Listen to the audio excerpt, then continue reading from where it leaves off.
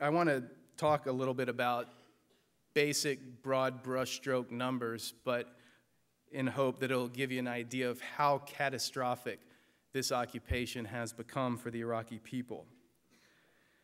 There's only been 2 credible scientific surveys done to tally the excess deaths generated by the invasion and occupation, and they were both done by American doctors at Johns Hopkins Bloomberg School of Health in conjunction with Iraqi doctors and scientists from Mustansiriya University in Baghdad.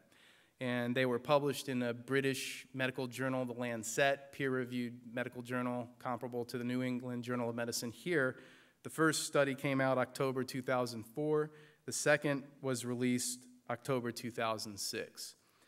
It's important to note the legwork for this second survey was done in July of 2005. So these figures, even when they were published, were already quite out of date.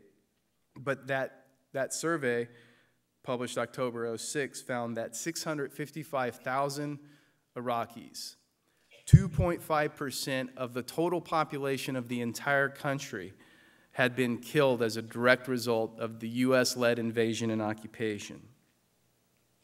If we were to compare 2.5% of our country, if we had been invaded and occupied by a foreign country in a brutal, horrific occupation had grinded on for 4 years, and 2.5% of our population would mean that every single person in Atlanta, Denver, Boston, Seattle, Milwaukee, Fort Worth, Baltimore, San Francisco, Dallas, and Philadelphia would be dead.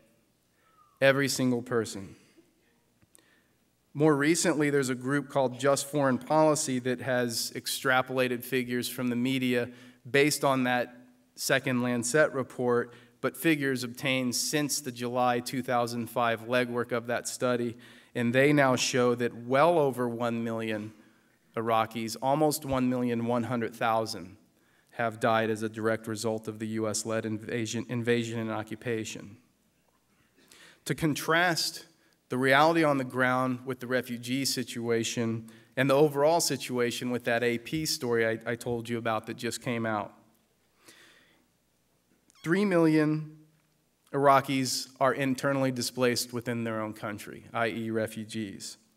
3 million have fled the country altogether. And I think both of those are conservative figures.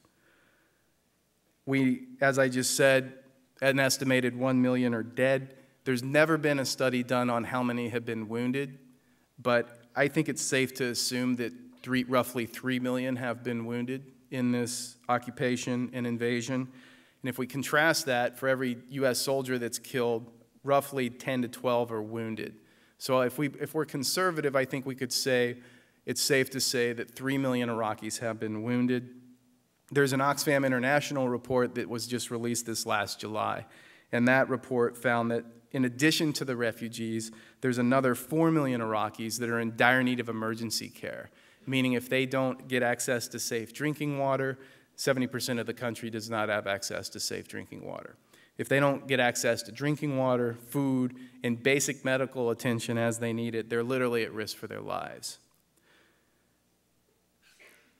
Because of how many people have been killed and how many people have fled the country altogether, Iraq's population when the invasion was launched in March '03 was 27 million. Today it's under 23 million.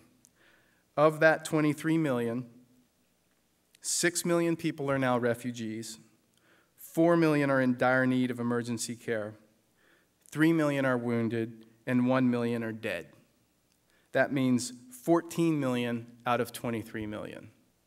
So over half the total population of the country of Iraq are either refugees, in dire need of emergency care, wounded, or dead.